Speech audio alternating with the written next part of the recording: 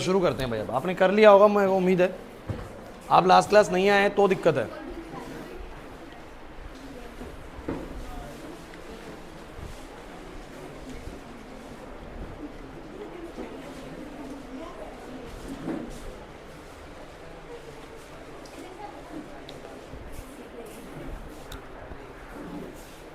थोड़ा अट जाएगा इधर रास्ते, देख के बच जाना।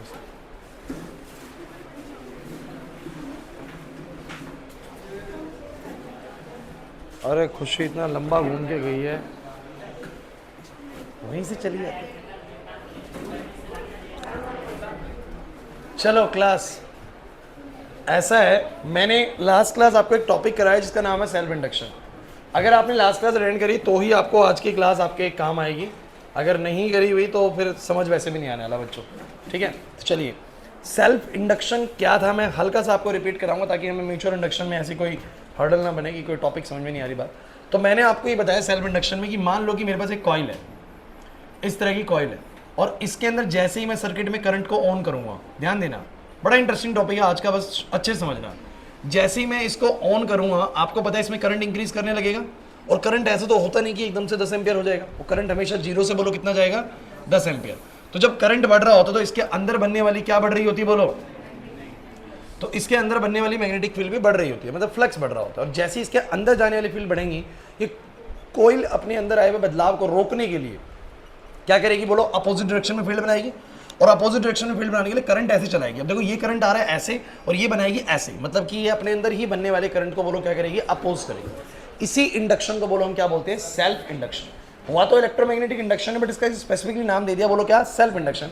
And why it is named as self induction, क्योंकि ये अपने अंदर ही बनने वाले करंट को बोलो क्या करती है, स्टार्टिंग में अपोज करती है। तो एक इंडक्टर कॉइल अगर किसी भी सर्किट में लगी हुई है ना, तो वो अपने अंदर एकदम से करंट को सेट होने नहीं देगी। शुरुआत में जब करंट बढ़ रहा होगा तो उसको रोकने की कोशिश करेगी, हाँ थोड़ी देर में सेटल डाउन हो जाएगा करंट, और वो भी अपोजिशन भी क्या कर देगी, बंद कर देगी।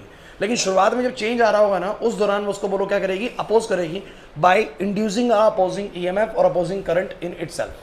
क्लियर हुआ कि नहीं हुआ? इसी को बोलो क्या बोलते हैं, सेल्फ इंडक्शन। मुझे लगता है बड़ा आसान सी चीज है। अब मैंने आपको ये बोला था कि जो ये काम क्या आता है वो भी मैंने आपको बताया था, एकदम से अप्लायंसेस में करंट नहीं जाने देता, शुरू में रोकता है थोड़ी देर के लिए। अब मैंने आपको ये बोला था कि इसमें फ्लक्स बन रहा है भाई यहाँ पर, और बात ये कि अपने अंदर कितना ईएमएफ इंड्यूस करेगी, मतलब कितना करंट इंड्यूस करेगी, किस बात पे डिपेंड करेगा। तो आपने बोला कि सर कितना ईएमएफ इंड्यूस होगा, ये इस बात पे डिपेंड करता है कि कितना फ्लक्स में चेंज आएगा विद रिस्पेक्ट टू टाइम, है ना सर। इस बात पे डिपेंड करता है कि फ्लक्स में कितना चेंज आएगा, और फ्लक्स किस बात पे डिपेंड करता है, तो फ्लक्स तो उस बात पे डिपेंड करता है कितना करंट बनेगा। अगर 10 एम्पियर बनेगा तो 10 फील्ड जाएंगे, और 20 एम्पियर बनेगा तो 20 फील्ड जाएंगे। मतलब फ्लक्स डायरेक्टली किसके ऊपर डिपेंड करता है बोलो, करंट के ऊपर। क्या मैं सही बोल रहा हूँ? यहाँ पर ध्यान दो रिया चंदा। और फ्लक्स मेरा करंट पे डिपेंड करता है, लेकिन एक चीज यहाँ पर कांस्टेंट होती है, वो होता है इस कॉइल का सेल्फ इंडक्टेंस। इस कॉइल का ये कांस्टेंट प्रॉपर्टी होती है, ये फाई और आई पे डिपेंड नहीं करती, ये अपनी ज्योमेट्रिकल चीजों पर डिपेंड करती है। जैसे कि मैंने आपको बताया भी था, वी डायरेक्टली टू आई होता है कि सर्किट में वोल्टेज बढ़ेगा करंट भी बढ़ेगा, लेकिन रेजिस्टेंस जो होता है ना, उसको वोल्टेज और करंट से कोई लेना देना नहीं होता। ये ज्योमेट्री का पार्ट होता है कि लेंथ कितनी है, एरिया ऑफ रोटेशन कितना है, कौन सा मटेरियल इस्तेमाल हो रहा है, इन सब चीजों पर डिपेंड करता है। ठीक है ना। तो इसके बाद फाई बराबर कितना हो गया बच्चों, सब बच्चे, फाई बराबर कितना हो गया सब बच्चे, एल आई। तो पहला पार्ट तो बच्चों हुआ खत्म इसका, या मैं बोल सकता हूँ एल किसके बराबर है बोलो, फाई बाई आई के। एल किसके बराबर है, फाई बाई आई के। पहला पार्ट खत्म हुआ। सेकंड पार्ट क्या, कि एक्चुअली में फ्लक्स बनेगा ही कितना। तो आप मुझे बताओ, अगर एक टर्न हो तो एक टर्न कितना फ्लक्स बनाएगा बोलो, B A cos theta, but total इसके मान लो एन टर्न्स है। कितने टर्न्स है बोलो, एन। तो बोले कितना बनेगा बोलो, N B A cos theta. Agree और नॉट?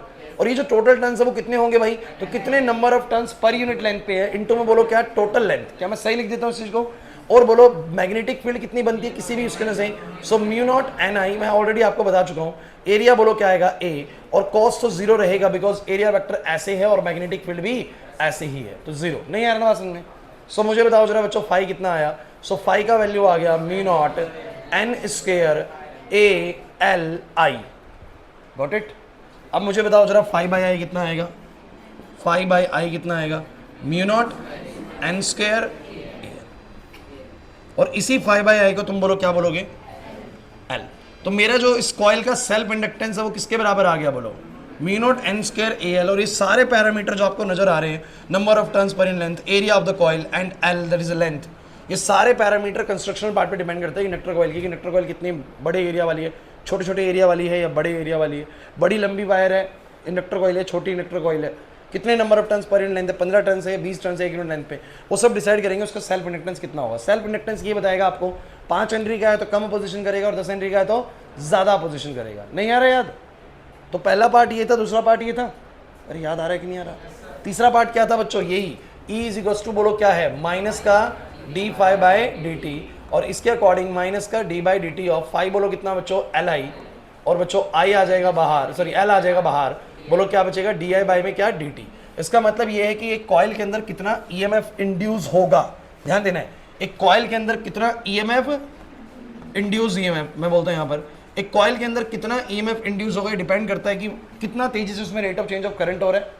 जितना ज्यादा rate of change of current उतना ज्यादा बोलो अपने अंदर वो क्या करेगी, EMF इंड्यूस करेगी। मैंने बोला भी था अगर 10 एम्पियर 5 सेकंड में सेट हो रहा है और एक बार 10 एम्पियर से 2 सेकंड में सेट हो रहा है तो चेंज किसमें ज्यादा तेजी से आ रहा है, जब 2 सेकंड में 10 एम्पियर करंट सेट हो गया। तो rate of change of current ज्यादा है तो अपोजिंग EMF भी बोलो क्या होगी, ज्यादा होगी। जो EMF इंड्यूस होगी वो भी ज्यादा होगी। सोचो ना, जो जल्दी करंट बन रहा है, जल्दी मैग्नेटिक फील्ड में चेंज आ रहा है, तो उसको रोकने के लिए भी आपको स्ट्रॉन्ग मैग्नेटिक फील्ड बनानी पड़ेगी, मतलब ज्यादा हाई EMF तैयार करना पड़ेगा अपने अंदर।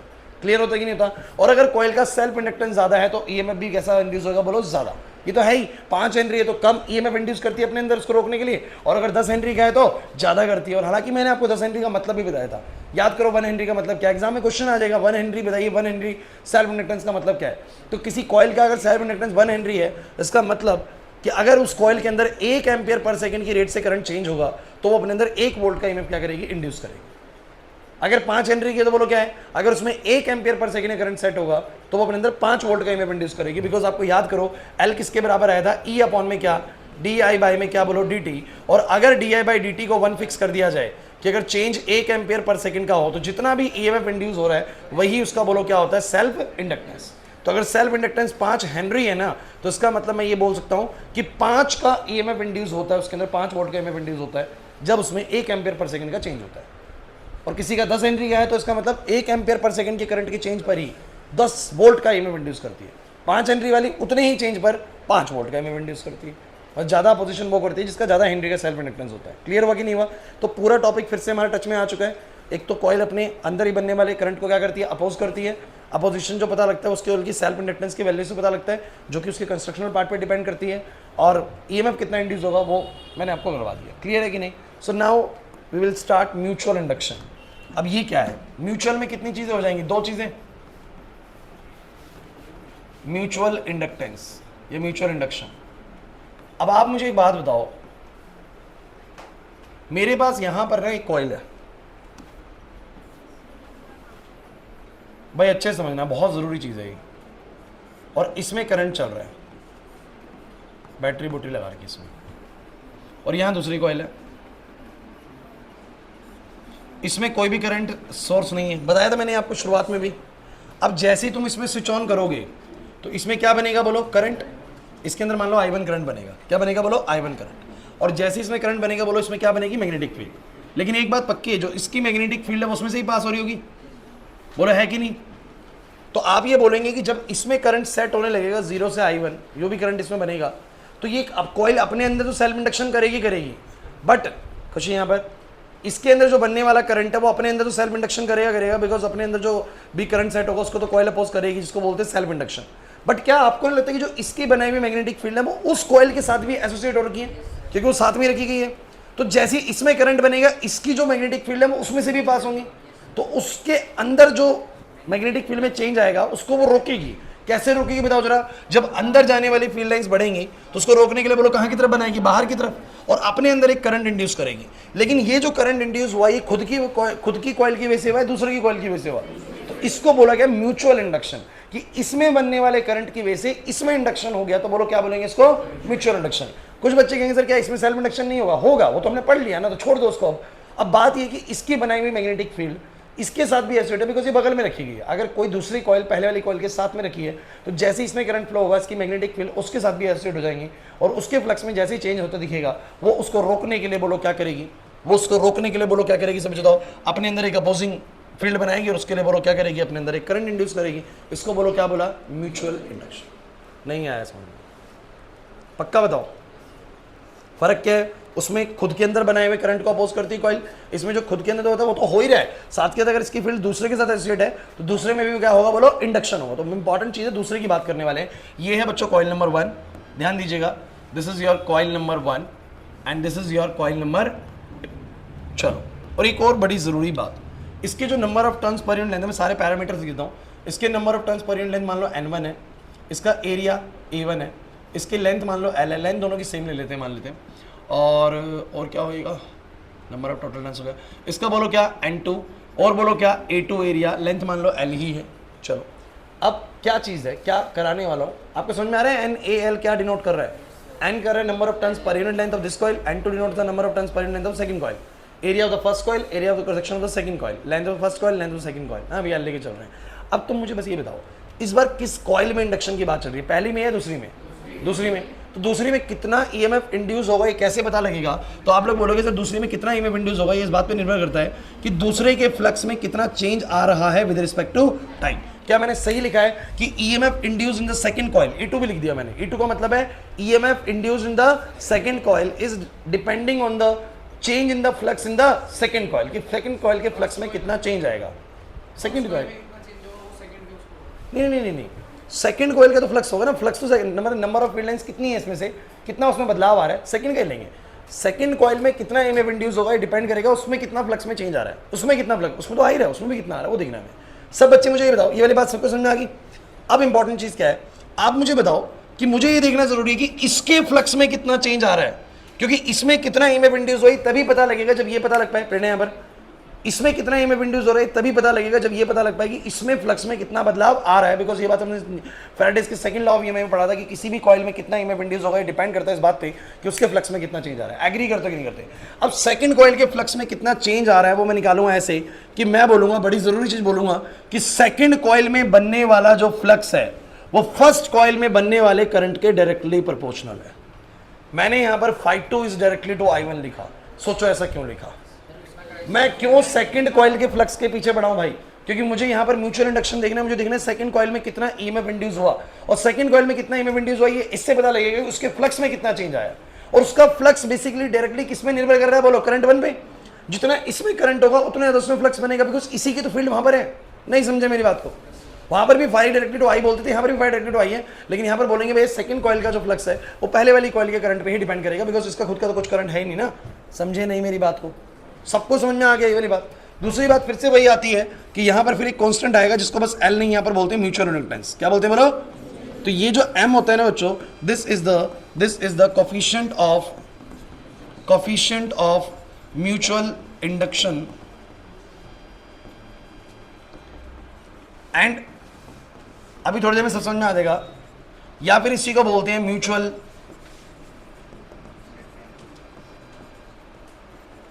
Inductance of coil. Mutual inductance of coil, guys focus करिएगा बोर्ड पे। ये किन किन बातों पे डिपेंड करेगा? फिर वही बात आती है, it depends on the geometry of coils. अब आप कहोगे सर ये म्यूचुअल इंडक्टेंस ऑफ कॉइल्स है, मतलब म्यूचुअल इंडक्टेंस में दोनों के बीच में कितना म्यूचुअल इंडक्शन होगा, ये वो वाली वैल्यू है, और ये φ2 और I पे डिपेंड। सब बच्चे फिर वही बात है, sir current in the first coil बदलेगा, बताओ म्यूचुअल इंडक्टेंस पे क्या असर पड़ेगा, एम पे क्या असर पड़ेगा? सर कोई असर नहीं पड़ेगा। सुनते चलिए थोड़ी देर में सब समझ में आएगा, क्योंकि ज्योमेट्री का पार्ट है, लेकिन निकालना बहुत जरूरी है। मुझे तो एम निकलेगा कैसे? φ2 बाय I1 से φ2 बाय, तो मैं दोबारा से φ2 की कैलकुलेशन करता हूँ। सब बच्चे बोर्ड पर देखना। मुझे तुम ये बताओ कि सेकंड कॉइल में कितना फ्लक्स बनेगा, मैं कैसे निकालूं? तो आपको पता है कि अगर एक टर्न होता सो कितना फ्लक्स बनता बताओ जरा एक टर्न से? BA cos theta. इंपॉर्टेंट है यार, इंपॉर्टेंट है, थोड़ा ढंग से सुनना। और अगर n टर्न्स है तो कितना बनेगा बोलो? NBA cos theta. लेकिन उससे पहले मैं एक चीज क्लियर करना चाहता हूं, आप मुझे बताओ दूसरी कॉइल में जो फ्लक्स बन रहा है वो किसकी मैग्नेटिक फील्ड की वजह से बन रहा है? पहले की मैग्नेटिक फील्ड या दूसरे की मैग्नेटिक फील्ड? फील्ड तो पहले की है ना, दूसरे वाले की तो खुद की फील्ड हो ही नहीं सकती, उसके बाद तो करंट ही नहीं है। तो किसकी फील्ड है बोलो? पहले की। तो किसकी फील्ड आएंगी बोलो? B1। क्या आएगा बोलो? ये बहुत जरूरी है भाई, ध्यान सुनना। लेकिन एरिया तो इसी का आएगा ना। अरे क्योंकि आपसे को बोले कि बताओ इस एरिया में से कितना फ्लक्स बन रहा है, तो आप बोलोगे कितनी फील्ड आ रही है कहीं से भी, वो तो B हो गया, और खुद का बोलो क्या हो गया? एरिया हो गया। अरे नहीं आई बात समझ में? कितने इसके खुद के टर्न्स हो गए। बस ध्यान रखना कि मैग्नेटिक फील्ड किसकी है बोलो? दूसरे की है।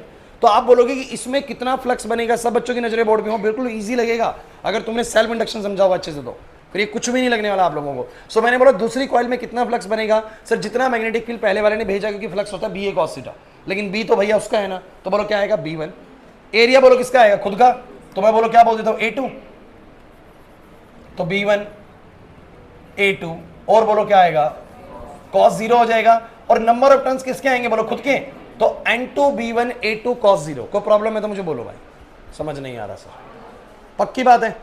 अच्छा अब मुझे तुम बताओ जरा, अगर ये पूरा मामला ऐसे सेट होते हैं, इसको अगर तुम्हें लगता है A2 को कैपिटल में लिखना तो कैपिटल में लिख लो, कोई दिक्कत नहीं है A2।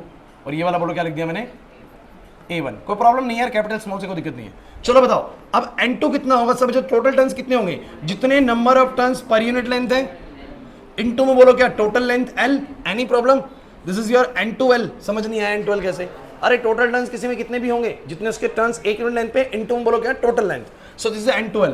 B1 कितना होगा सब बच्चे, तो B1 कितना होगा, पहले वाली कॉइल ने मैग्नेटिक फील्ड कितने बनाए होंगे, so mu naught N1 I1। क्या ये समझ में आया, ये नहीं आया सर समझ में।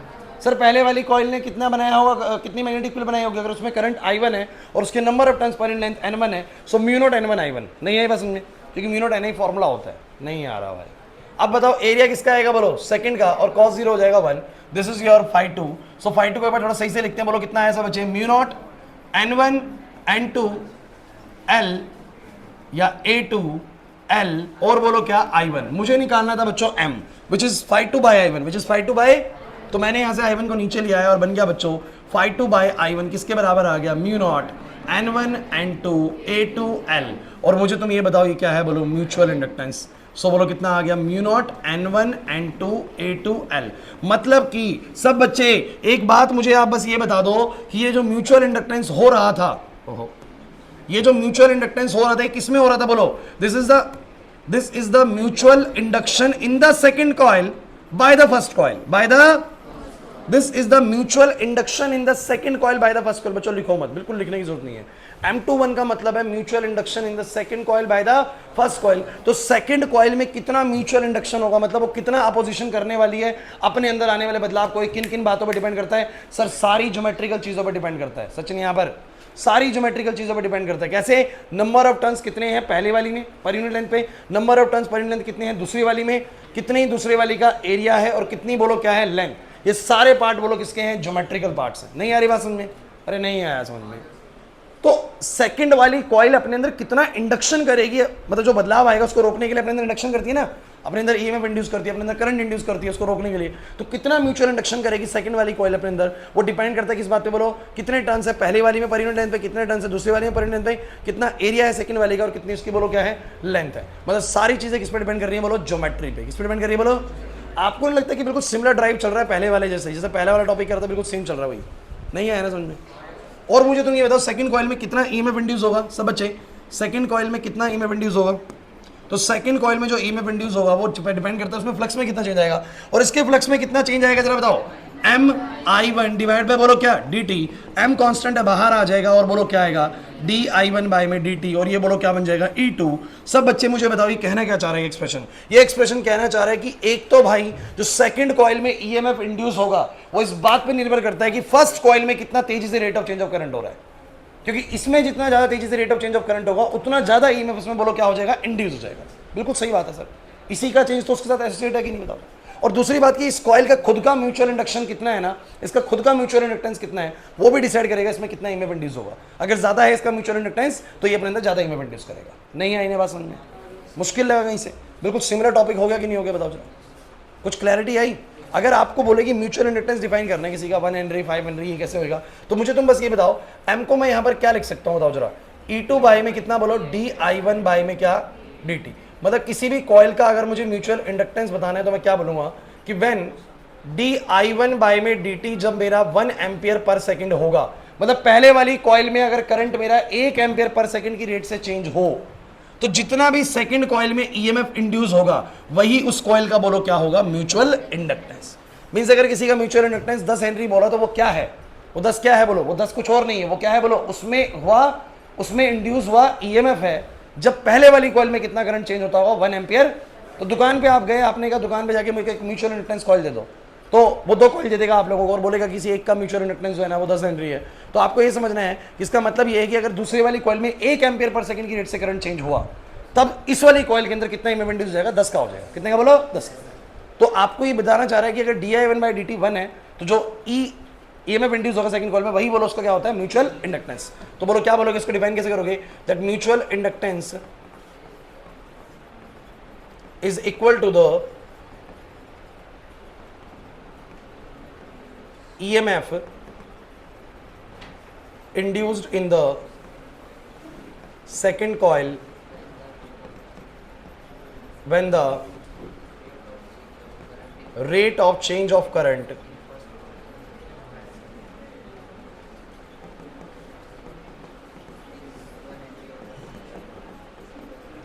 बच्चों तुम्हें समझ में आया कुछ? ड्राइव नहीं आया? सही लगा ड्राइव? सिंपल है। दोबारा सुनो क्या था, रिपीट करते हैं इस चीज को, फिर एक और बात बताता हूँ आपको। सिंपल सी चीज थी, क्या डिफरेंस है सेल्फ इंडक्शन म्यूचुअल इंडक्शन में? सेल्फ इंडक्शन में एक ही कॉइल थी, वो अपने अंदर ही बनने वाले करंट को बोलो क्या करती है, अपोज करती है, इसको बोलते हैं सेल्फ इंडक्शन। लेकिन सर अगर इस कॉइल के बगल में एक और कॉइल रखी हो तो इसकी मैग्नेटिक फील्ड उसके साथ भी एसोसिएट है और इसके अंदर आया बदलाव उसके साथ भी एसोसिएट है, तो वो अपने अंदर इंडक्शन कर लेगी। तो जब एक कॉइल की वजह से दूसरे में इंडक्शन होता है तो उसको बोलो क्या बोलते हैं, म्यूचुअल इंडक्शन बोलते हैं। और सिंपल सी बात है कि उसमें कितना ईएमएफ इंड्यूस होगा इस इंडक्शन को रोकने, मतलब इस चेंज को रोकने के लिए, तो उसमें कितना ईएमएफ इंड्यूस होगा डिपेंड करता है कि उसमें फ्लक्स में कितना चेंज आया। सब बच्चे बोर्ड पर, कि उसके फ्लक्स में कितना चेंज आएगा समय के साथ, ये डिसाइड करेगा कि कितना ईएमएफ इंड्यूस होगा सेकंड कॉइल के अंदर। और उसका फ्लक्स किस पे डिपेंड करेगा बोलो, इसके करंट पे, मतलब ∅2 डायरेक्टली टू बोलो क्या I1। मुश्किल लग रहा है यार ये। और यहाँ पर एक कांस्टेंट आएगा बोलो क्या, म्यूचुअल इंडक्टेंस। क्लियर हो गया? फिर मैंने बोला कि म्यूचुअल इंडक्टेंस यहाँ पर कैसे निकलेगा, तो मैंने बोला ∅2 by I1 से निकलेगा। और ∅2 निकाल के देखता हूँ तो सेकंड कॉइल में कितना फ्लक्स बनेगा, एक टर्न बनाता है BA cos theta, n turns बनाएंगे बोलो क्या NB cos थीटा, तो इसके टोटल टर्न्स कितने होंगे बोलो N2। लेकिन मैग्नेटिक फील्ड इसकी खुद की है ही नहीं, मैग्नेटिक फील्ड किसकी बोलो उसकी है, तो इसलिए बोला B1, एरिया इसका खुद का है बोलो कितना A2 और cos 0 आ जाएगा, बिकॉज एरिया वेक्टर ऐसे बनेगा और मैग्नेटिक फील्ड भी ऐसे ही है बच्चों। क्लियर होता है कि नहीं होता? प्रियांशु नहीं आ रही बात समझ में? सो मेरे जो टोटल टर्न्स बनेंगे कितने बनेंगे बोलो, जितने टर्न्स पर यूनिट लेंथ पे इसके हैं N2 इनटू में बोलो क्या L, फिर बोलो मैग्नेटिक फील्ड कितनी बनेगी उसकी म्यू नॉट N1 I1 और एरिया बोलो कितना आएगा A2, बन जाएगा mu naught N1 N2 A2 L I1। सारे पैरामीटर लगा दिए, I1 को नीचे लेके गया, ∅2 by I1 बराबर ये आ गया, मतलब कि mutual inductance in the second coil by the first coil, मतलब सेकंड कॉइल में जो म्यूचुअल इंडक्टेंस होगा पहले की वजह से वो कितना होगा बोलो, वो डिपेंड करता है कि पहले में कितने टर्न्स पर इन दूसरे में कितने, मतलब सारे geometrical values, all are the geometrical values. नहीं है ये बात समझ में? और मैं यही बोल सकता हूँ कि सेकंड कॉइल में जो ईएमएफ इंड्यूस होगा वो सेकंड में फ्लक्स में चेंज है, और सेकंड का फ्लक्स बोलो किस पे है, M I1 पे। सो ये बन जाएगा सेकंड कॉइल में जो ईएमएफ इंड्यूस होगा वो एक तो rate of change of current in the first coil कितना है उस पर डिपेंड करेगा, और एक mutual inductance of the second coil कितना है उस पर डिपेंड करेगा। Higher the mutual inductance second coil, higher will be the opposing EMF, higher the rate of change of current in the first coil, higher will be the opposing EMF. वही बात है, derivation फिर से 3 टुकड़ों में चली हुई। क्लियर हुआ कि नहीं हुआ? अब मैं आपसे एक बात और जानना चाहता हूँ, बड़ी इंपॉर्टेंट चीज़ है ये। अगर बच्चों सेकंड कॉइल में करंट चल रहा होता, अच्छा क्वेश्चन है बहुत, सेकंड कॉइल में करंट चल रहा होता और फर्स्ट में इंडक्शन होता, तो भी ये म्यूचुअल इंडक्शन ही है, तो भी तो क्या है बोलो, म्यूचुअल इंडक्शन ही है। और ऐसे में ड्राइव में क्या बदलाव आता, क्योंकि मैं कुछ आपको बताना चाहता हूँ बड़ा जरूरी इसमें, तो क्या बदलाव आता, आप बोलते कि सर पहली कॉइल में जो, मतलब आप ये बोलते कि सर E बराबर में क्या होता, यही तो बोलते पहली कॉइल में जो फ्लक्स में चेंज आएगा। अरे बच्चों इंपॉर्टेंट चीज सिखा रहा हूं तो ध्यान सुनो, ध्यान से। मैंने बोला कि अगर हमारी पहले वाली कॉइल में इंडक्शन हो, ऐसी रफली समझ लो, और दूसरे वाली कॉइल के अंदर बोलो क्या हो, करंट हो। सेकंड कॉइल में इस बार करंट हो I2, बोलो है कि नहीं? सेकंड कॉइल में करंट है और उसकी मैग्नेटिक फील्ड इसमें से पास हो रही है, हो सकता है कि नहीं हो सकता? हो सकता है सर। तो मुझे तुम ये बताओ कि फर्स्ट कॉइल में कितना ईएमएफ इंड्यूस होगा, ये इस बात पे निर्भर करेगा कि फर्स्ट कॉइल के अंदर फ्लक्स में कितना चेंज आएगा। एग्री करते हो कि नहीं करते? So even is nothing but is a change in the flux in the first coil. Clear है कि नहीं? अब फर्स्ट कॉइल के फ्लक्स में कितना चेंज आएगा ये इस बात पर निर्भर करता है कि सेकंड कॉइल में करंट कितना होगा। क्या मैं सही लिख रहा हूं? नहीं यार समझ, प्रैक्टिस चल रही है बार बार। अब बोलो क्या, फिर वही आएगा ∅1 इज इक्वल टू बोलो क्या MI2। अब मुझे बताओ सेकंड क्या करोगे, बोलो पहली कॉइल में कितना फ्लक्स बनेगा, बोलो NBA cos थीटा। लेकिन पहली कॉइल में कितना फ्लक्स बनेगा उसके number of turns per depend करता है, लेकिन मैग्नेटिक फील्ड दूसरे की होगी सर, एरिया खुद का होगा। अरे नहीं यार समझ। सो बोलो पहले में कि टोटल टर्न्स कितने होंगे, बोलो N1 इंटू L, मदद करो, म्यू नॉट N2 इंटू में I2, और बोलो क्या A1, और ये बोलो क्या cos 0। चलो बोलो ∅1 करो, सही से लिखते हैं, बोलो कितना आएगा, mu naught N1 N2 A1 L I2, और ∅1 बाय में I2 बोलो कितना आ जाएगा। So this is the mutual inductance का वैल्यू आ गया। क्या फर्क है, आपने एक चीज देखी, फर्क किसका है? पूरे के पूरे फॉर्मूले में ना बस फर्क एक ही चीज है, ये चाहे म्यूचुअल इंडक्शन फर्स्ट कॉइल है बाय द सेकंड कॉइल है। अब आप लोग देखो, बड़ी बड़ी जरूरी बात बताऊंगा, आप लोगों को लग रहा है वो आपको आ गया, लेकिन कुछ अभी बात मिसिंग है। आपने देखा mutual induction in the first coil by the second coil, कितना आ रहा है formula, mu naught N1 N2 A1 L। लेकिन mutual inductance second coil by the first coil mu naught N1 N2 A2L। क्या difference है area का? Second coil का mutual induction है, second coil का एरिया लेना है, और फर्स्ट का है तो बोलो फर्स्ट का एरिया, बाकी सब कुछ N1 N2L तीनों का सेम ही रहेगा भाई। क्लियर हो रहा है कि नहीं हो रहा? लेकिन अभी इसमें एक छोटा ट्विस्ट है, आप बस भी मुझे बताओ ये वाली बात तुम्हें समझ में आ गई जो मैंने बताई? दिख गया आप लोगों को? सर्किट ड्राइव करना तो बिल्कुल मुश्किल काम है ही नहीं, बड़ा आसान सा पैटर्न चलता है। और यहां पर बोलो क्या लिखोगे सब बच्चे? माइनस का d/dt, और बोलो क्या बोलोगे? I2 और बोलो क्या बोलोगे? म्यूचुअल इंडक्टेंस, और di2 बाय में क्या बोलो? d2। तो क्या बोलोगे? पहली कॉइल में कितना ईएमएफ इंड्यूस होगा, जितना करंट और रेट ऑफ करंट चेंज होगा सेकंड कॉइल में, और कितना इसका म्यूचुअल इंडक्शन होगा फर्स्ट कॉइल का। क्लियर है कि नहीं बताओ जरा? नहीं आ रहा था सुन। अब हाँ, लेंथ सेम लेके चलनी है, हमें सेम ही लेके चलनी है। अब मैं तुम लोगों को एक और बात बताता हूँ बड़ी जरूरी। आप लोगों ने बोला कि सर म्यूचुअल, अभी मैं बहुत इंपॉर्टेंट चीज बताने वाला हूँ। Mutual inductance in the first coil by the second coil कितना है? फॉर्मूला बोलो। Mu naught N1 N2 A1L। और दूसरे वाले का बोलो कितना है?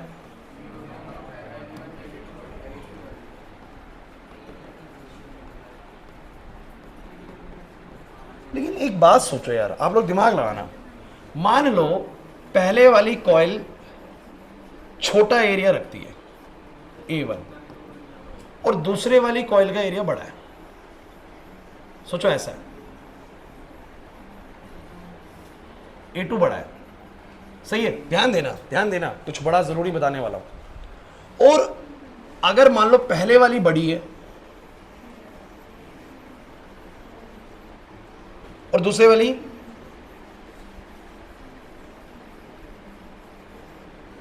तो आप लोग देखना क्या होने वाला है।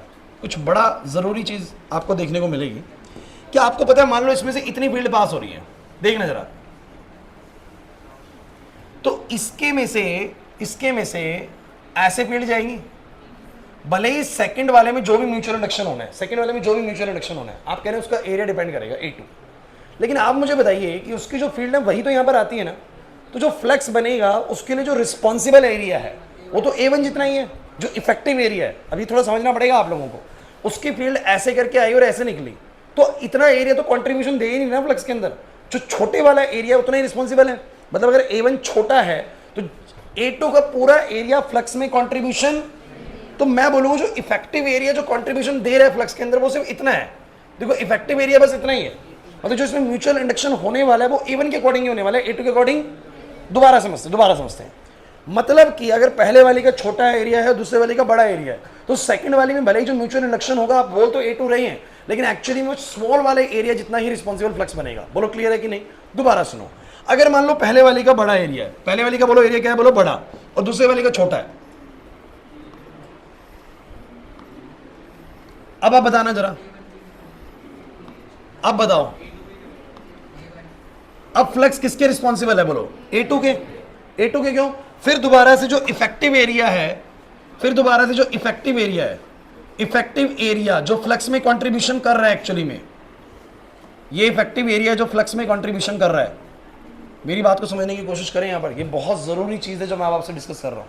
क्योंकि आपको ऐसा लगता है कि सेकंड कॉइल में कितना इंडक्शन हो, सेकंड कॉइल का एरिया डिसाइड करता है, और फर्स्ट कॉइल में कितना इंडक्शन हो, फर्स्ट कॉइल का एरिया डिसाइड करता है। लेकिन मुझे तो ऐसा समझ में आया कि एक्चुअली में दोनों कॉइल में से जो छोटा एरिया होता है ना, उतना ही फ्लक्स में कंट्रीब्यूशन कर पाता है। अगर ये छोटा है तो छोटे वाले जितना एरिया ही फ्लक्स कंट्रीब्यूशन करेगा, और मान लो बाद वाली का छोटा एरिया है ना, तो पहले वाले का जितना मर्जी बढ़ाओ बाकी का तो खराब हो जाएगा फ्लक्स। सिर्फ कितना ही फ्लक्स का कंट्रीब्यूशन होगा छोटे वाले का। मतलब A1 A2 पे डिपेंडेंसी नहीं है म्यूचुअल इंडक्टेंस की। किस पे डिपेंडेंसी है? दोनों कॉइल में से जिसका एरिया बोलो क्या हुआ? छोटा हुआ, सिर्फ उतना ही एरिया एक्चुअली में म्यूचुअल इंडक्शन या फ्लक्स के लिए बोलो क्या होता है? रिस्पॉन्सिबल होता है। यार आप एक बात हो ना, M तुमने निकाला कैसे था? ∅1/I2 से, मतलब फ्लक्स के जरिए।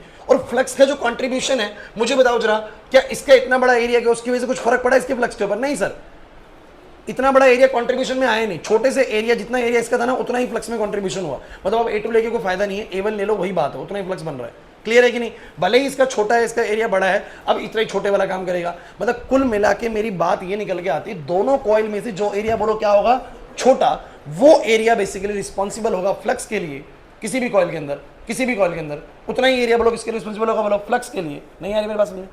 और वही रिस्पॉन्सिबल होगा म्यूचुअल इंडक्शन के लिए। इसका मतलब मैं ये कह सकता हूं कि जो mutual inductance in the first coil by the second है, और mutual inductance second coil by the first है, दोनों बराबर ही होते हैं। और किसके बराबर होते हैं? Mu naught N1 N2 L और area of the small coil, area of the मतलब A1 A2 लेने की जरूरत नहीं है, एक तरीके से क्या लेने की जरूरी है, area of the small coil.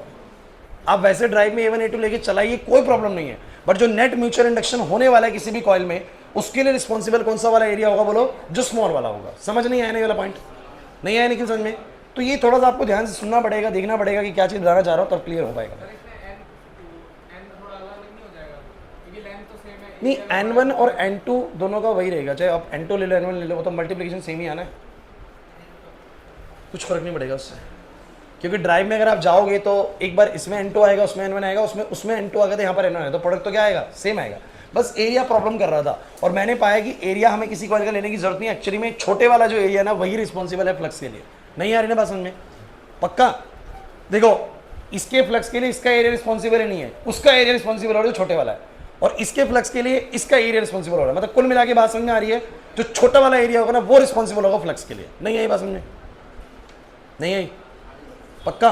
तो मुझे तुम ये बताओ, वो वाला ड्राइव भी तुम्हें समझ में आ गया, सेकंड वाला भी? आपको सुनिए ड्राइव क्यों कराया?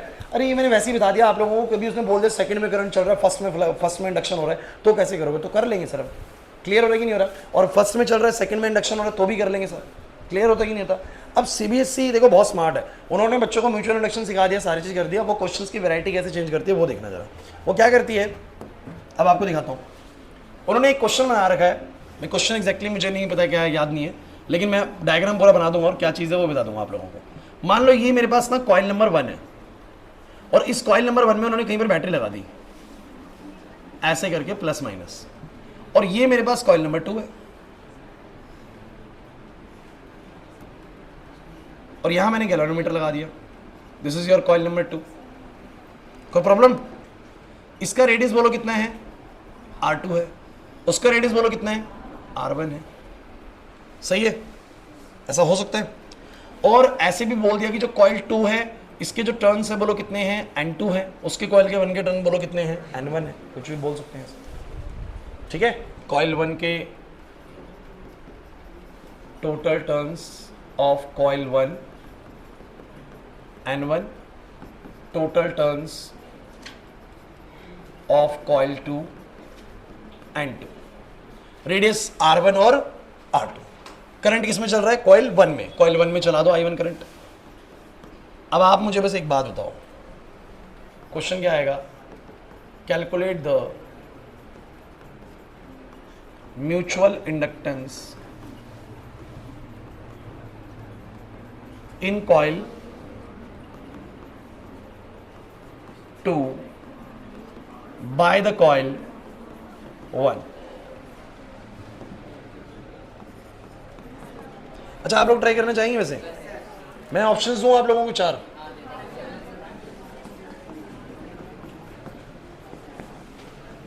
तो मुझे भी तो बनाना पड़ेगा ना।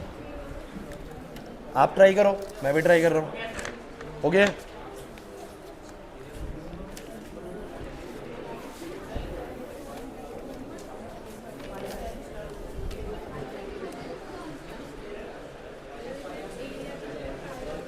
पेन दोगे थोड़ा सा? मैच करना, क्या पता आपने गलत कराओ।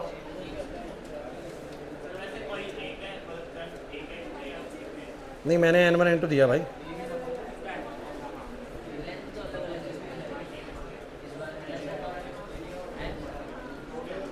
बता रहा हूँ।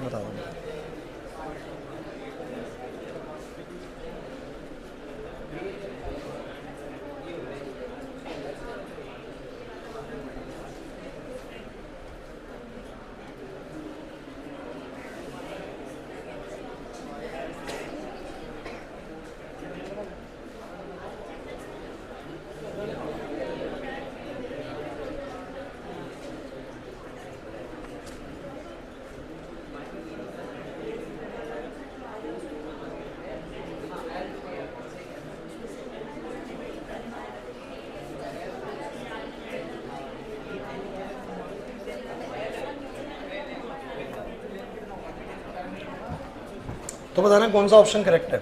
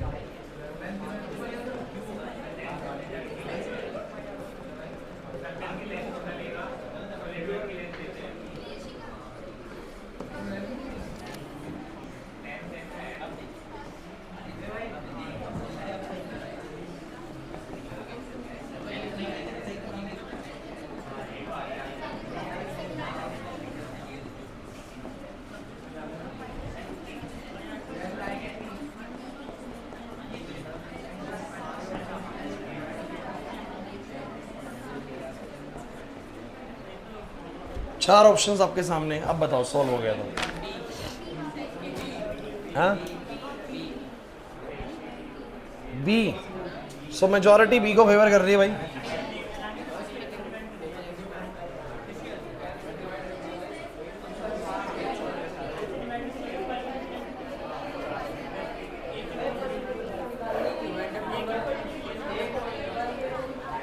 अरे पर यूनिट टर्म्स क्यों निकालना है, टोटल टर्म्स दे तो रहा हूं मैं।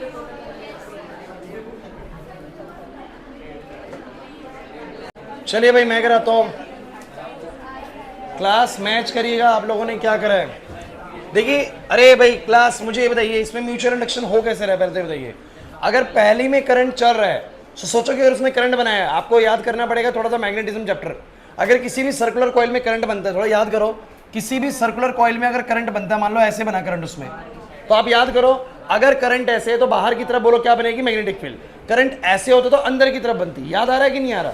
सो अगर इसका रेडियस आर है तो इसके सेंटर पे एक मैग्नेटिक फील्ड बनेगी। सब बच्चे ध्यान देना भाई, और वो बाहर की तरफ बनेगी इस बात तो, क्योंकि ऐसे करके बना है तो बाहर की तरफ। बाहर की तरफ के लिए आपको पता मैं डॉट बनाऊंगा, और अंदर की तरफ के लिए बोलो क्या बनाऊंगा, क्रॉस। सब बच्चे मुझे बताना मैग्नेटिक फील्ड का फॉर्मूला क्या था, म्यू नॉट आई बाय में कितना बोलो 2r। लेकिन क्योंकि ये तो एक टर्न की वजह से था, अगर n टर्न्स हो जाए तो बोलो कितना हो जाएगा, n times of mu naught I by में कितना 2r। अगर एक टर्न है सर्कुलर तो वो अपने सेंटर पर कितनी मैग्नेटिक फील्ड बनाती है, mu naught I by 2r। और n टर्न्स है तो n times of mu naught I by 2r। कुछ बच्चे कहेंगे सर कहां से आया? सो भाई ये पढ़ाया गया आप लोगों को मूविंग चार्जेस एंड मैग्नेटिज्म वाले चैप्टर के अंदर, ठीक है। सो वहां पर मैंने आपको ये चीज करवाई है। अब सुनो, अब सुनो, अब बात क्या थी कि अगर इसने पहली कॉइल में जब करंट बनेगा, हाँ भाई हर्षित, पहली कॉइल में करंट बनेगा तो उसमें करंट बढ़ेगा, और करंट बढ़ेगा तो अंदर से जाने वाली मैग्नेटिक फील्ड भी क्या होगी, बढ़ेगी। और इसकी मैग्नेटिक फील्ड इसके साथ भी क्या होगी बोलो, एसोसिएट। तो उसके अंदर, इस कॉइल के अंदर क्या होगा बोलो, चेंज आएगा फ्लक्स का। और जब भी वो चेंज आएगा उसको रोकने के लिए बोलो अपने अंदर क्या करेगा, ईएमएफ इंड्यूस करेगा। जैसे कि अगर उसने करंट ऐसे बनाया और ऐसे मैग्नेटिक फील्ड बनाई तो ऐसे वाली मैग्नेटिक फील्ड बढ़ने लगेगी शुरुआत में। जैसे स्विच ऑन करूंगा ये वाली मैग्नेटिक फील्ड बढ़ने लगेगी, ये कॉइल उसको रोकने के लिए अंदर की तरफ फील्ड बनाएगी और करंट को ऐसे चलाएगी। बोलो चलाएगी नहीं चलाएगी? तो अपने अंदर एक म्यूचुअल इंडक्शन करेगी। वो कह रहा है म्यूचुअल इंडक्शन का फॉर्मूला बताओ, क्लियर है कि नहीं? सो मैं इसको वैसे ही करूंगा जैसे मैंने ड्राइव सीखा है। मैंने क्या ड्राइव सीखा, सेकंड कॉइल में, सब बच्चे सेकंड कॉइल में जो फ्लक्स बनेगा वो डायरेक्टली डिपेंड होगा बोलो किसके, flux current in the first coil. Agree और नॉट सब बच्चे? क्योंकि सेकंड की बात करने वाला, बिकॉज सेकंड में इंडक्शन होने वाला है। नहीं आ रहा समझ? और यहां पर बोलो क्या आएगा, एक म्यूचुअल इंडक्टेंस का कांस्टेंट आएगा बच्चों, क्लियर है कि नहीं? इसका मतलब m निकलेगा phi2 by i1 से, phi2 by, अब मैं phi2 पे जोड़ दूंगा भाई, phi2 कितना आएगा। सो किसी भी एरिया में से फ्लक्स कितना बनता है, सब बच्चे किसी भी एरिया में से फ्लक्स कितना बनता है तो बोलते हैं उसके कितने टर्न्स है। सेकंड कॉइल के टर्न्स बोलो कितने हैं, वैसे होता है NBA cos थीटा। फॉर्मूला क्या होता है बोलो, चलो सेकंड कॉइल के टर्न्स कितने बोलो, n2 डायरेक्ट दिया हुआ है, n2 टर्न्स टोटल। अरे नहीं आ रहा समझ में? कितनी मैग्नेटिक फील्ड है सर? इसकी मैग्नेटिक फील्ड खुद की है ही नहीं। मैग्नेटिक फील्ड किसकी बोलो, पहले वाली कॉइल की। किसकी बोलो? तो पहले वाले की मैग्नेटिक फील्ड। एरिया इसका खुद का है, बोलो कितना, A2। और cos थीटा देखेंगे कितना बनेगा। सब बच्चे मुझे बताओ, इस बार टर्न्स को ऐसे घुमाने की जरूरत नहीं, जितने टर्न्स दिए उतने लिख दो n2। तो n2 टर्न्स है सर। पहले वाली कॉइल ने कितनी मैग्नेटिक फील्ड बनाई होगी सर? उसके अगर n1 टर्न्स है, कितने टर्न्स है बोलो, n1, तो बनाई होगी sir n1 μ1 mu naught I1 divide by बोलो कितना, 2r1। समझ नहीं आ रहा सर? हमें नहीं आया ना समझ में? कुछ भी नहीं कर रहा, जैसा म्यूचुअल इंडक्शन सिखाया बस वही पैरामीटर बार बार लगाता रहा मैं। n2 को n2 रखा और b1 का मैंने फॉर्मूला पुट कर दिया। और बोलो area of the second coil कितना होगा? सेकंड कॉइल का रेडियस r है, r2 है, तो बोलो कितना आएगा, पाई r स्क्वायर, यानी पाई r2 का स्क्वायर। और cos 0 आएगा बच्चों। cos 0 क्यों आएगा? बिकॉज इस कॉइल के हिसाब से एरिया वेक्टर बाहर की तरफ होगा और मैग्नेटिक फील्ड भी बाहर की तरफ ही बनेगी, बिकॉज ऐसे बन रही है। 0 एंगल होगा बच्चों, cos 0। समझ नहीं आ रहा? तो बताओ जरा, cos 0 बन हो जाएगा, बोलो कितना आ जाएगा सब बच्चे, phi2 बराबर में mu naught n1 n2 pi r2 square upon में 2r1। और बोलो क्या, i1। मुझे पता है phi2 by i1 से मेरा आंसर आएगा, तो phi2 by i1 is equals to mu naught n1 n2 pi r2 square divide by में बोलो क्या, 2r1। This is the mutual induction second coil by the first coil which is the formula of mu naught n1 n2 pi r2 square upon में 2r1। समझ नहीं आ रहा sir? Option number B is the right answer. नहीं आया समझ में? Easy है, एक ही तरीके से करने, जितने मर्जी कर लो इसके क्वेश्चंस, यही पैटर्न लगेगा। एक और करोगे, एक और जो इसका क्वेश्चन है वो इस पे बेस्ड है।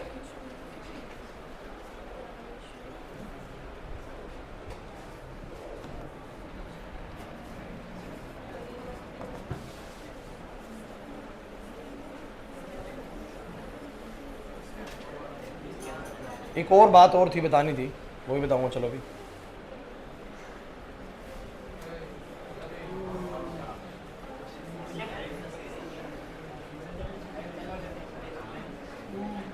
अब ये क्या है समझो, ये ऐसे है कि ये हमारा करंट इसमें चला I1, ये मेरा है सोलिनॉइड 1,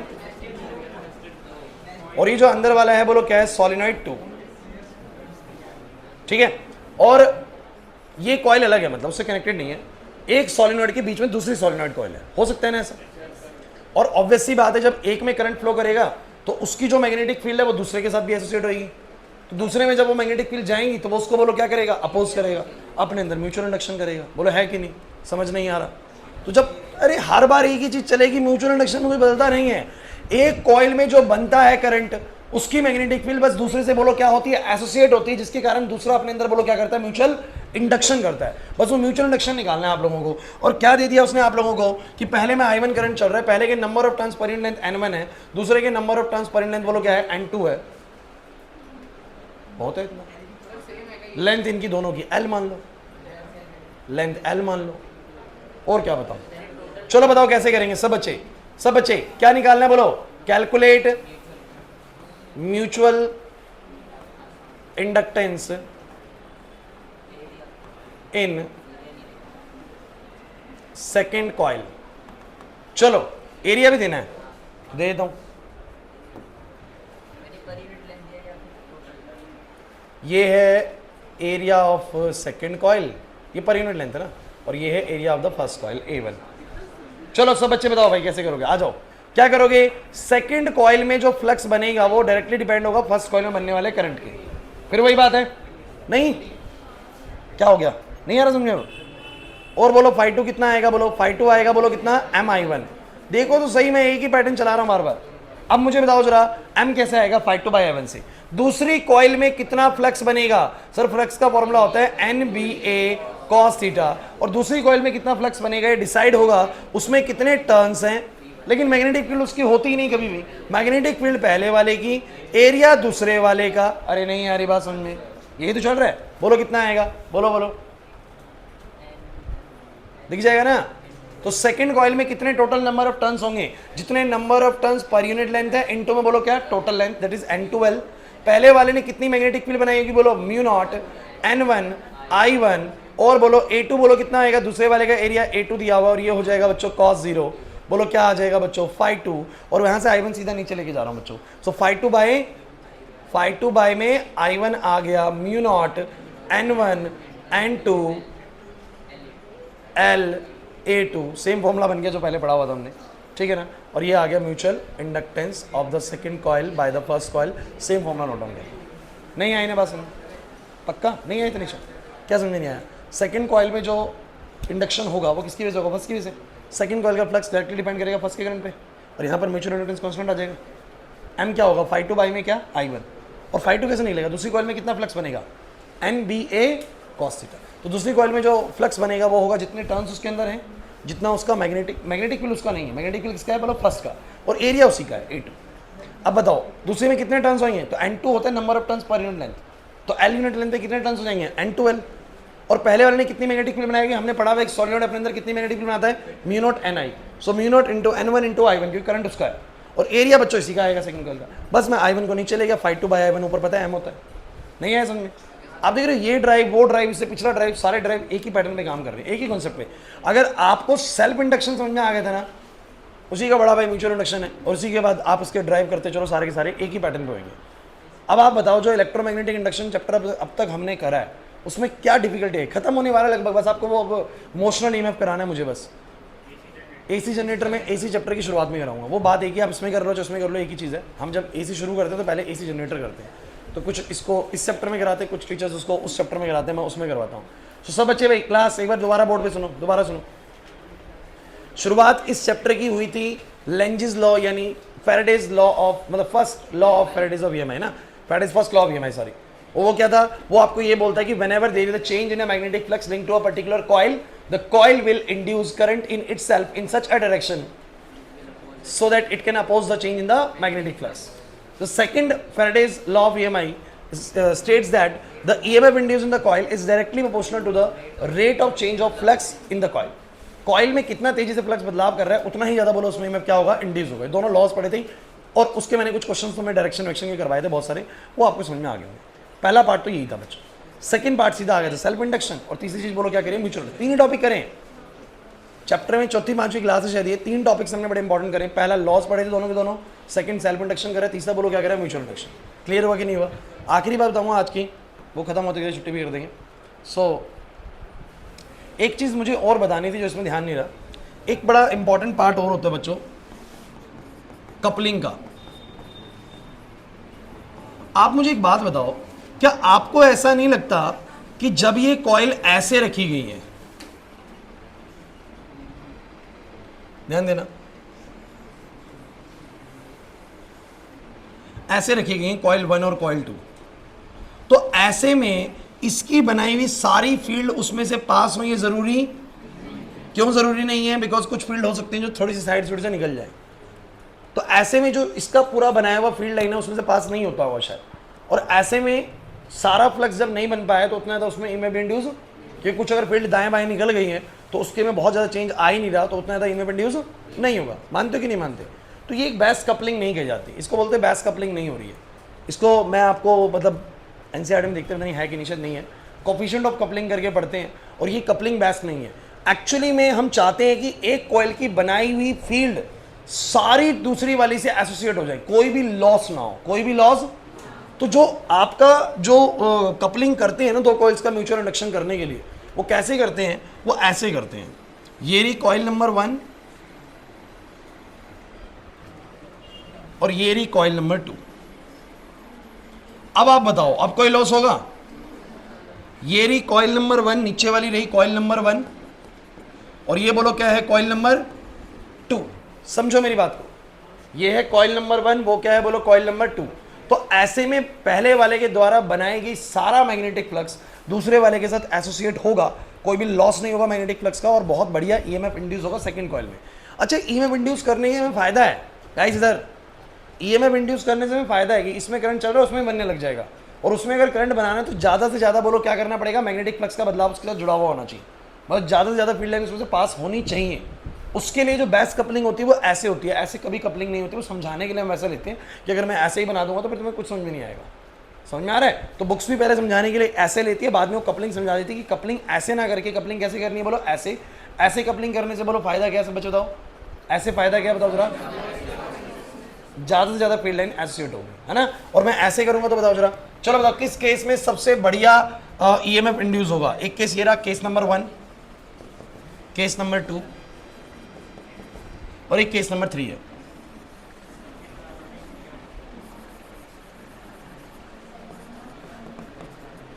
बताना किस केस में जो इंडक्शन है सेकंड कॉइल में सबसे ज्यादा होने वाला है. किस केस में इंडक्शन सेकंड कॉइल में सबसे ज्यादा होने वाला है? हाँ, ये तो पूछ रहा हूं, इनमें से किस केस के अंदर जो सेकंड कॉइल में इंडक्शन है ना, म्यूचुअल इंडक्शन सबसे ज्यादा होगा? केस नंबर 2 में. ऐसा क्यों भाई? देखो यार, इसमें तो बहुत ही बेकार मामला चल रहा है. आप इसमें बताएंगे इसमें जीरो फ्लक्स बनेगा. पता है क्यों?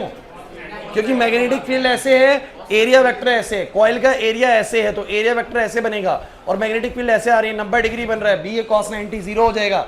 सर कोई फील्ड लाइन इसमें से पास, फ्लक्स कंट्रीब्यूशन जीरो है. तो अगर फ्लक्स ही नहीं बन रहा सेकंड कॉइल के अंदर तो कोई भी EMF इंड्यूस, तो ये बिल्कुल जीरो कपलिंग है, बेकार कपलिंग है. ऐसे में कोई म्यूचुअल इंडक्शन नहीं होगा, ऐसे में ठीक ठाक म्यूचुअल इंडक्शन होगा, और ऐसे में बेस्ट म्यूचुअल इंडक्शन होगा.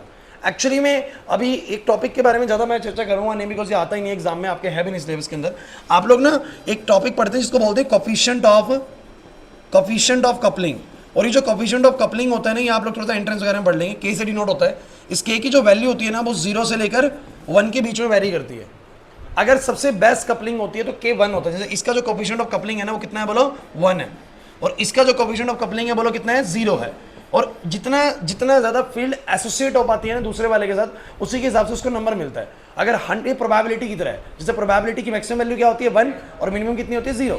अगर 100% फील्ड एसोसिएट हो गई तो के की वैल्यू क्या होगी 1, कुछ भी एसोसिएट नहीं हो पाई तो बोलो कितनी होगी 0, और कुछ परसेंट 70% अगर एसोसिएट हो पाई है तो के की वैल्यू 0.7 होगी। नहीं है बस में 30% खराब होगी तो के की वैल्यू क्या होगी 0.7। That is what we call the coefficient of coupling. तो ये आएगा नहीं कभी भी, चिंता मत करिए, कभी नहीं आएगा। क्लियर हो रहा है कि नहीं हो रहा? नहीं आ रहा समझ में सर, है ना? तो इसका जो के होगा वो क्या होगा, इन बिटवीन 0 to 1 होगा, इन बिटवीन 0 to, नहीं आ रहा समझ, मुश्किल लग रहा है? तो मुझे लगता है कि समझ में आ गया होगा आप लोगों को। और चैप्टर में ज़्यादा कुछ नहीं बचा है, मैक्सिमम 2 क्लास का चैप्टर हो रहा है। मतलब EMI अगर आप लोगों ने देखा हो तो 6 से 7 क्लास का चैप्टर पूरा ओवरऑल है, और ईजी भी है, मुश्किल नहीं है कहीं से। AC और आसान है। जब हम ऑल्टरनेटिंग करंट करेंगे तो उसमें एक ही टॉपिक है बस LCR, एक टॉपिक है बस LCR वो लेकिन एक ही टॉपिक बहुत बड़ा है, वो ऐसा नहीं मतलब कि उसमें चलता रहेगा, वो टॉप सब पार्ट्स में बटा हुआ है, लेकिन टॉपिक एक ही है, उसको बस LCR बोलते हैं, छोटा सा मतलब मेन तौर पे LCR बोलते हैं। अब ट्रांसफार्मर का वही है कि ट्रांसफार्मर भी इस चैप्टर में कर लो चाहे, वो है तो EMI का कॉन्सेप्ट। मेन टॉपिक एक ही है, मतलब 90% ऑफ द टॉप चैप्टर जो है वो LCR का है। कल का सुनो भाई, पहले ये बताओ सबको समझ में आ गई है? पक्का? कोई डाउट है? सेल्फ इंडक्शन क्लियर था आप लोगों को? फिर हमने क्या करा बोलो, म्यूचुअल इंडक्शन। फिर म्यूचुअल इंडक्शन में बेस्ड हमने कुछ सिचुएशंस क्रिएट करी, एक वो वाली, कहाँ गया, एक वो वाली, एक ऐसे वाली, और बाद में कपलिंग वाला बताया। पढ़ लेना इसको अच्छे से, समझ में आ जाएगा। अब एक बार वीडियो बंद कर दो पहले।